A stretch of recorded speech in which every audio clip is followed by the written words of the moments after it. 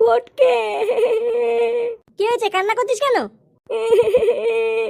পিকনিকের টাকা আনতে বাড়ি গেছিলাম,